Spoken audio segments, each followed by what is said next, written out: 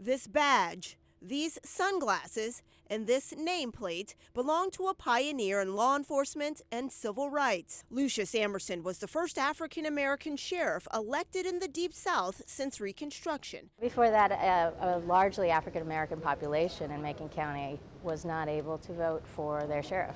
Rebecca Looney is director of exhibits and programs at the National Law Enforcement Museum. She says Amerson was an Army veteran who became sheriff of Macon County, Alabama in the late 1960s following the passage of the Voting Rights Act. She says many saw his election as a sign of progress for Black Americans fighting for equality and against police brutality. It's a big step forward. I mean, we say that law enforcement needs to reflect our communities. The museum uses audio and video exhibits to document how Sheriff Amerson worked in his community to improve relations between deputies and majority Black populations they served. While in office, he vowed to enforce colorblind police tactics. What I mean by that is that everybody will be treated according to the law and no one will be mistreated, no one will receive brutality or unfair type treatment.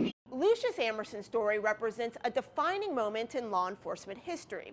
Today, police departments nationwide acknowledge that maintaining and recruiting a diverse workforce is still a challenge. If law enforcement isn't of the community, then it's not really fulfilling the role that we, as a democracy, have set it to fulfill.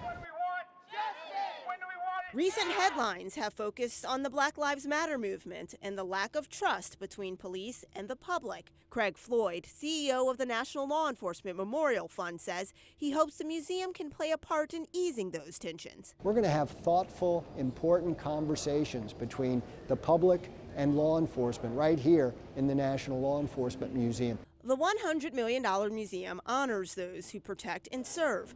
The facility features thousands of artifacts, including firearms, body armor, and equipment used for public safety. I think for most people it'll be a real eye-opener. Interactive tools and exhibits highlight community policing in cities like Charleston, South Carolina. The U.S. Marshals Service. Through programs and open dialogues, Floyd says organizers hope to restore and increase trust. We realize that there's great hope for the future, that law enforcement and the communities that they work in are doing incredible things to try to strengthen that bond between police and the public. The museum hopes sharing the stories of Sheriff Lucius Amerson, as well as the stories of men and women of all races who have given their lives in the line of duty, will help visitors better understand the vital role diversity plays in keeping our communities safe.